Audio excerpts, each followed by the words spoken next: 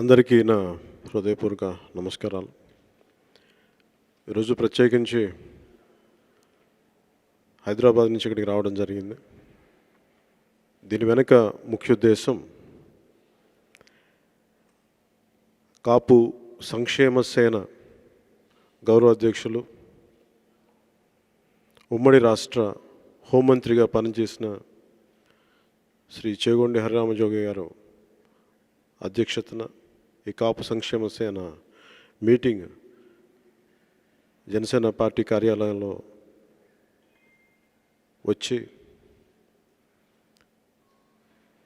వారి డిమాండ్స్ కానీ వారి సమస్యల్ని కానీ ఇవన్నీ మాకు వివరించడం జరిగింది. హరిరామజోగి గారు మాకు ఒక విశిష్ట పార్లమెంటేరియన్గా, రాజకీయాల్లో అపారమైన అనుభవం, రాజకీయ పరిణితి, శైలి ఇవన్నీ కూడా ప్రజలకి చాలా అత్యంత మేలు చేసే ఆలోచన విధానం ఇవన్నీ మమ్మల్ని ఆకట్టుకునేవి. ఇవన్నీ ముఖ్యంగా కాపు సంక్షేమ సేన ఆవిర్భావానికి ముఖ్య కారణం 1895 నుంచి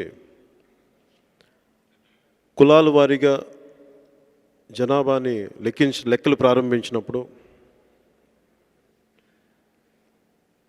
కాపులు వెనుకబడ్డ కులాలుగా అప్పుడు గుర్తించడం జరిగింది.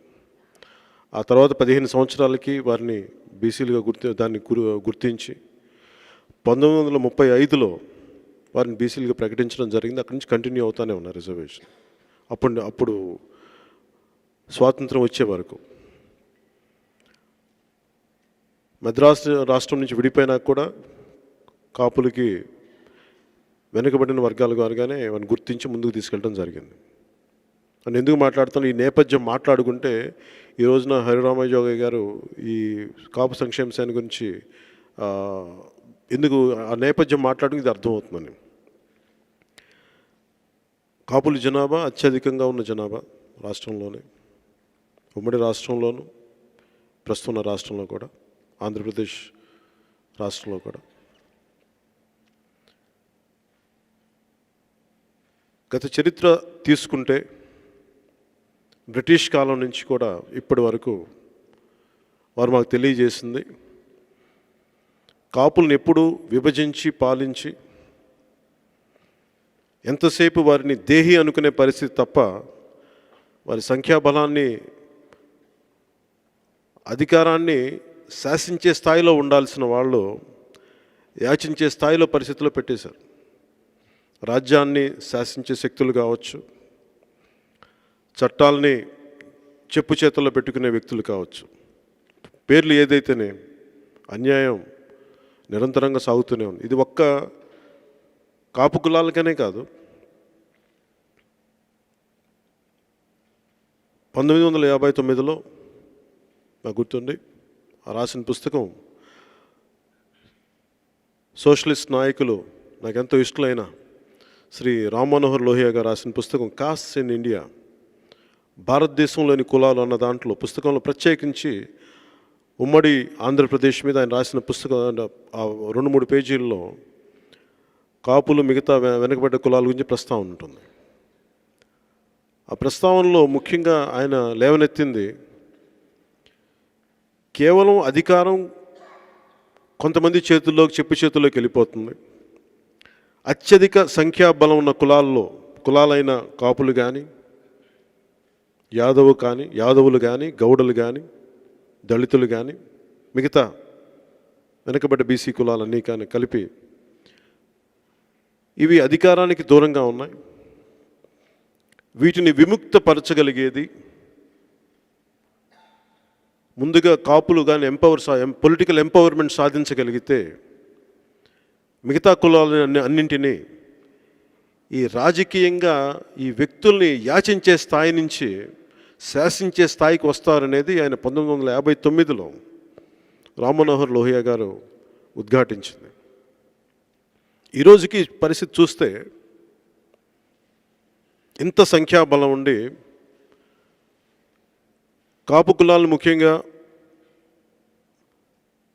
బ్రిటిష్ టైంలో కానీ తర్వాత వరుస క్రమంలో 65 వరకు తూర్పు కాపులుగానే విడగొట్టేశారు, మున్నూరు కాపులుగా విడగొట్టేశారు.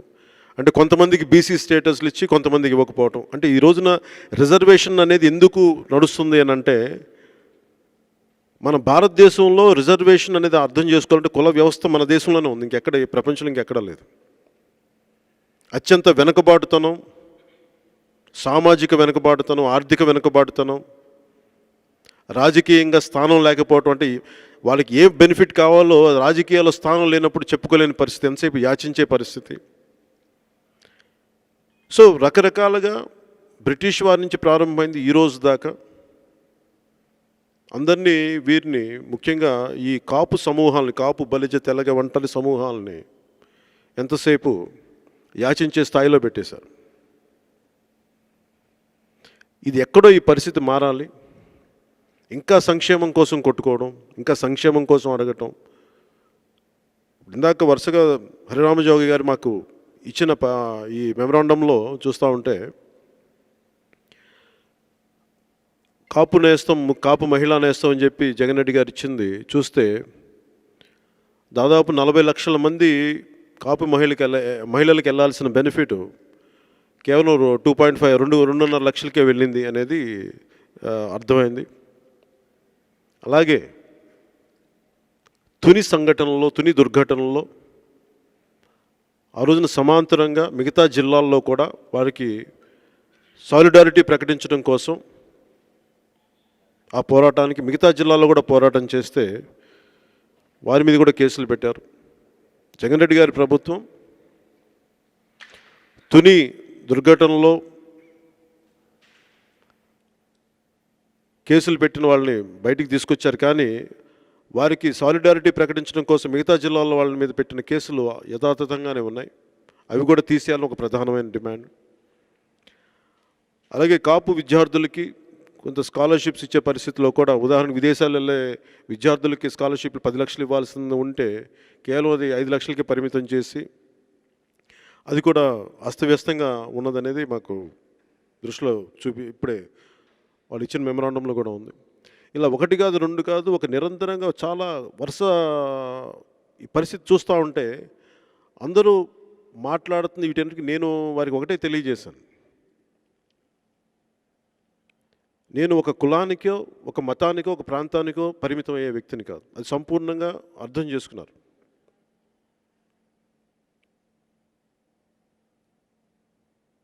ఇంతకుముందు హరిరామజోగి గారు మాట్లాడినప్పుడు ఎందుకు మేము ఈ సంస్థ పెట్టగానే మీ దగ్గరికి ఎందుకు రాలేదని, మీకు మిమ్మల్ని ఒక కులానికి అంటగట్టడం ఇష్టం లేదని మనస్ఫూర్తిగా నేను దానికి వారు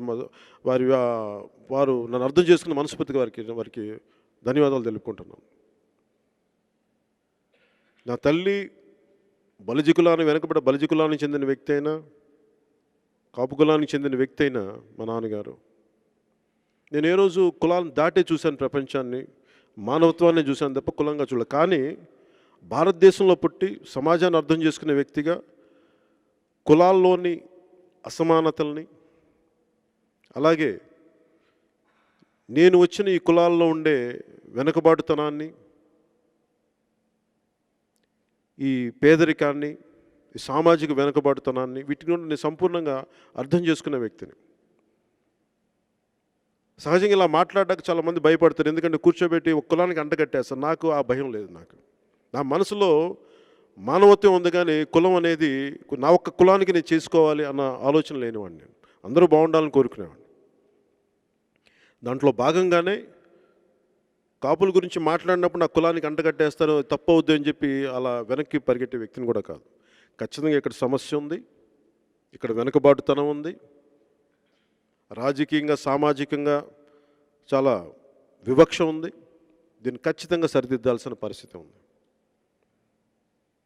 దాంట్లో భాగంగా మేము జనసేన పార్టీ తరఫున ఏం చేయగలం మీరు అని చెప్తే మొత్తం డిమాండ్స్ అని ఇచ్చారు. కాపు సంక్షేమం గురించి మీరు ఈ అంశాలు మీరు కొంచెం చూసి మీరు దీన్ని ముందుకు తీసుకెళ్ళాలి, ప్రభుత్వానికి తెలియజేయండి అంటే ఖచ్చితంగా నేను ప్రత్యేకంగా తెలియజేస్తాను ప్రభుత్వానికి అని చెప్పాను.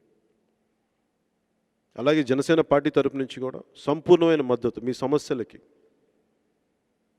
కాపు తెగలు, కాపు కులాల్లో ఉన్న సమస్యలకి, అసమానతలకి, పేదరికానికి, వెనుకబాటుతనానికి ఖచ్చితంగా దీన్ని మేము జనసేన పార్టీ తరఫున ముందుకు తీసుకెళ్తాం. ఇంకొకటి చాలా బలంగా తెలియజేసుకుంది కూడా, కాపులు బలోపేతం అవ్వడం అంటే బీసీలని బలహీనం చేయడం కాదనేది ప్రత్యేకించి వాళ్ళు ఉద్ఘాటించారు. దాన్ని జనసేన కూడా సంపూర్ణంగా నమ్ముతుంది. ఒకరు బలపడటం అంటే ఇంకొకరు బలహీనం అవటం అని కాదు. వారికి రావాల్సిన హక్కుల్ని వాళ్ళు తిరిగి తెచ్చుకోవటం అనేది. ఇన్ని 7 దశాబ్దాలుగా ఇంతమంది నాయకులు ఉండి కూడా ఇంకా యాచించే స్థాయిలో ఉండటం నిజంగా చాలా బాధాకరం. ఒక ఉద్యమాన్ని నిర్మించేటప్పుడు చాలా కష్టాలు, చాలా ఇబ్బందులు ఉంటాయి. ఒక సమూహం బయటకు వచ్చినప్పుడు, ఒక పెద్ద సమూహం బయటకు వచ్చినప్పుడు దాంట్లో ఆక్రోశం ఉంటుంది, ఆవేదన ఉంటుంది. అవి ఒక్కోసారి ఆవేశం కింద మారిపోయి తునిలాంటి దుర్ఘటన జరిగే పరిస్థితులు ఉంటాయి. ఒక న్యాయ పోరాటం ప్రారంభించినప్పుడు ఆ రోజున ఆ దుర్ఘటన వల్ల తిరిగి ముందుకు తీసుకురాలేని పరిస్థితుల్లో, అటు ఇటు కాకుండా ఉన్న పరిస్థితుల్లో కాపు నాయకులుగా చాలా కాలం కాపు రిజర్వేషన్ పోరాటాన్ని ముందుకు తీసుకెళ్ళిన శ్రీ ముద్రగడ పద్మనాభం గారు కూడా నేను ఈ బరువుని, ఈ బాధ్యతను తప్పుకున్నానని పక్కకి వెళ్ళిపోయినప్పుడు, ఈ రోజున సీనియర్ పార్లమెంటేరియన్గా ఉండి ఒకప్పుడు 84 ఏళ్ల వయసులో ఇవన్నీ నాకు ఎందుకు అని చెప్పి లోపల కూర్చోవచ్చు. ఆరోగ్యం బాగలేకపోయినా ఆయనకున్న అపారమైన రాజకీయ పరిజ్ఞానాన్ని, అనుభవాన్ని సమాజానికి, కాపు కులానికి అండగా నిలబడినందుకు, హరిరామజోగ గారు వచ్చినందుకు, ఈ సంక్షేమాన్ని కాపుల్లో ఉన్న అన్ని పేదలందరికీ ఇది ముందుకెళ్ళాలి అనేది మనస్ఫూర్తిగా వారి అనుభవంతో దీన్ని తీసుకెళ్తున్నందుకు మనస్ఫూర్తిగా మేము ధన్యవాదాలు తెలుపుకుంటా ఉన్నాం. భవిష్యత్తులో కాపు సంక్షేమ సేనకి ఎలాంటి అవసరాలు ఉన్నా కానీ, ఎలాంటి పరిస్థితి న్యాయపరమైన డిమాండ్స్ ఉన్నా ఖచ్చితంగా వాటిని ముందుకు తీసుకెళ్తాం. ఖచ్చితంగా ప్రభుత్వం దృష్టికి తీసుకెళ్తాం. అలాగే యాచించే స్థాయి నుంచి శాసించే స్థాయికి వెళ్ళాలని మనస్ఫూర్తిగా నేను కోరుకుంటా ఉన్నాను. రామ్మనోహర్ లోహియా గారు చెప్పినట్టుగా ఇప్పుడున్న, అంటే మేము మాట్లాడుతున్నప్పుడు ప్రత్యేకించి ఈ సోషల్ ఎంపవర్మెంట్ జరగాలి అంటే అన్ని కులాలకి సమానమైన ప్రాతినిధ్యం ఉండాలి. దామాషా పద్ధతులని మాట్లాడి ఎంతవరకు జరుగుద్దో, ఒక్కసారి పొలిటికల్ మార్పులు రావు, కానీ రాజకీయ మార్పులు ఒక్కసారిగా జరగవు, కానీ అంచెలంచెలుగానే జరుగుద్ది. దాంట్లో భాగంగానే వారికి నేను తెలియజేసింది కూడా, విపరీతమైన అలజడులకు లోనవ్వకుండా ఒక స్థిరంగా, ఒక క్రమ పద్ధతిలో కాపుల ఉద్యమాన్ని ముందుకు తీసుకెళ్ళగలిగితే, వీరు కనుక ఎంపవర్మెంట్ సాధించగలిగితే, పొలిటికల్ ఎంపవర్మెంట్ సాధించగలిగితే, మిమ్మల్ని చూసి వెనుకబడిన యాదవ కులాలు కానీ, గౌడ కులాలు కానీ, మిగతా అనేక వెనుకబడ్డ అన్ని కులాలు కూడా మీరు దారి వేసిన వాళ్ళు అవుతారు. ఏదైతే సామాజిక న్యాయం కోరుకుంటున్నారో అది ఈ రోజున మీరు బలమైన దారి వేసుకెళ్తే మిగతా వాళ్ళకు కూడా ఆ విముక్తి చేసిన వాళ్ళు అవుతారు. చిరకాలంగా పూలే, నారాయణ్ గురు, సాహు మహారాజ్, అంబేద్కర్ గారి కళలు మీరు నెరవేర్చిన వాళ్ళు అవుతారు. ఈ రోజున మీరు చేస్తున్నది కాపు సంక్షేమం అనేది నేను మనస్ఫూర్తి కేవలం కాపుల కోసం మీరు చేస్తున్నారు అనుకోవట్లే, అన్ని అణగారిన వర్గాల కోసం మీరు ముందుకు తీసుకెళ్తానని మనస్ఫూర్తిగా నేను నమ్ముతున్నాను. దాంట్లో భాగంగా మా సైడ్ని నా తరపు నుంచి, జనసేన తరపు నుంచి మీకు ఎప్పుడు అండగా ఉంటానని తెలియజేసుకున్నాను. జై హింద్.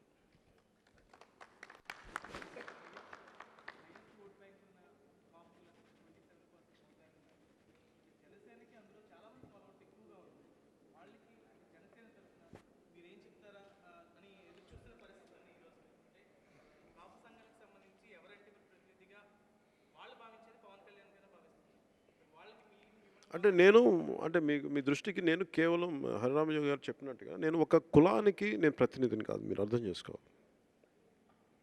అన్ని నేను పుట్టిన కులంతో పాటు అన్ని కులాలు నాకు సమానం. ఇది నేను పదే పదే చెప్తా ఉంటాను. నేను ఈ రోజుకి ఎవరు నన్ను ఒక కులాన్ని కట్టేయాలనుకున్నా నేను అందరి మనిషిని, నేను అందరికీ సమాన న్యాయానికి పోరాటం చేయగలిగే వ్యక్తిని.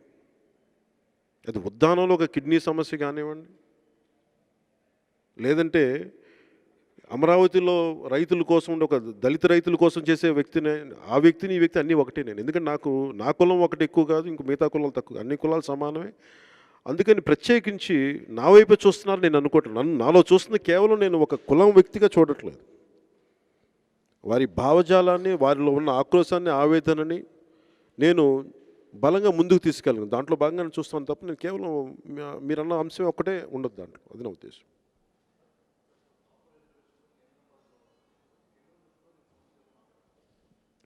ఇది మనస్ఫూర్తిగా రాష్ట్రం చేయాలనుకుంటే ముందు చేయొచ్చు. అంటే ఈ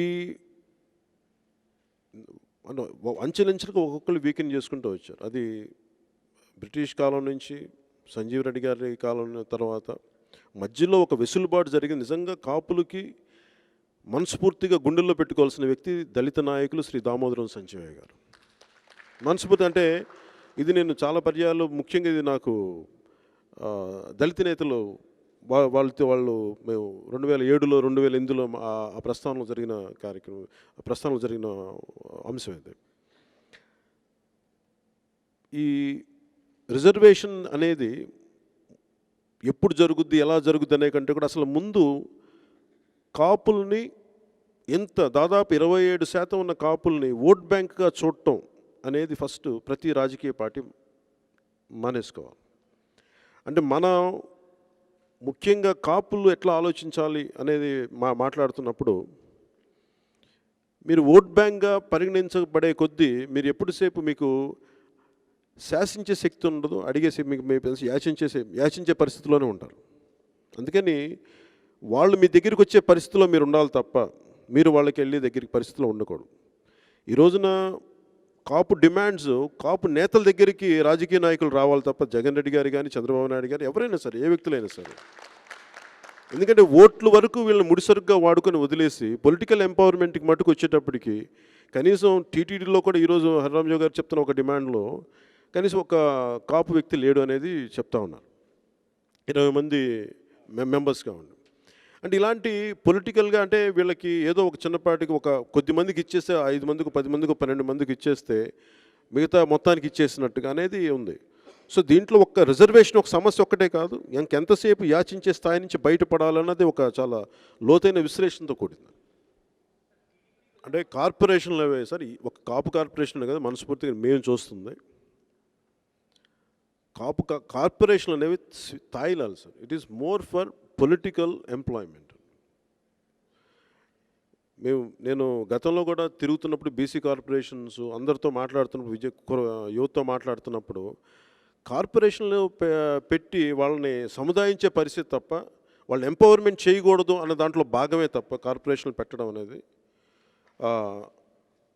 వాళ్ళని ఎంపవర్మెంట్ చేయకూడదు, కార్పొరేషన్సే సరిపోద్ది, దాంతో కొట్టుకుంటుంటారు అని చెప్పి ప్రతి కులానికి ఒక కార్పొరేషన్ పెట్టేసి వాళ్ళని రాజకీయ సాధికారత వైపు చూడకుండా చేసే పన్నాగం తప్ప అది వేరే కాదని మేము నమ్ముతున్నాం.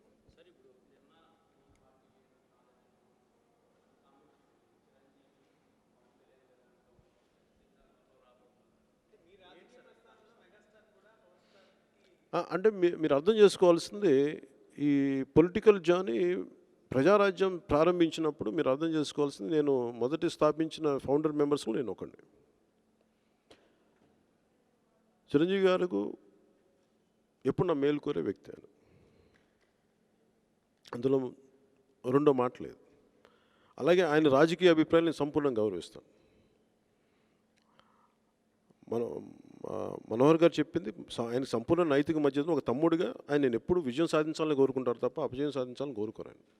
దాంట్లో భాగంగా చెప్పింది, దాన్ని అలాగే చూడాలి. అది ఈ రోజుని చెప్పలేను సార్, పరిస్థితులు ఎలా ఉంటాయని చెప్పలేము. అది చిరంజీవి గారి అభిప్రాయం, అది నా అభిప్రాయం కాదు. నేను చెప్పగలిగేది ఏంటంటే మనస్ఫూర్తిగా ఆయన నా విజయాన్ని ఆకాంక్షించే వ్యక్తి, నా బాగుని ఆకాంక్షించే వ్యక్తి, తద్వారా ప్రజలు బాగుండాలని ఆకాంక్షించే వ్యక్తి తప్ప అది ఎట్లా ఉంటుందో నాకు తెలియదు. యాజ్ అంటే మనస్ఫూర్తిగా అందరూ బాగుని కోరుకునే వ్యక్తి అంతే.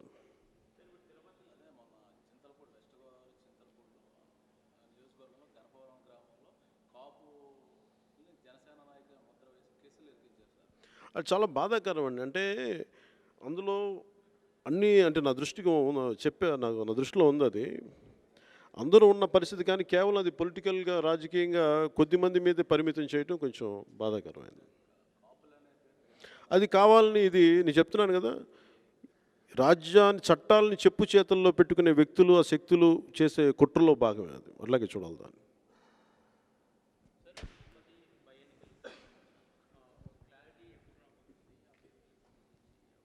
అది అంటే ఈ మీట్లో కాకుండా ప్రత్యేకించి దీని గురించి మాట్లాడతాం. థ్యాంక్ యూ అండ్ జై హింద్. హాయ్ యోస్, ఛానల్ను సబ్స్క్రైబ్ చేయడం మర్చిపోవద్దు, గంట కొట్టడం అస్సలు మర్చిపోవద్దు.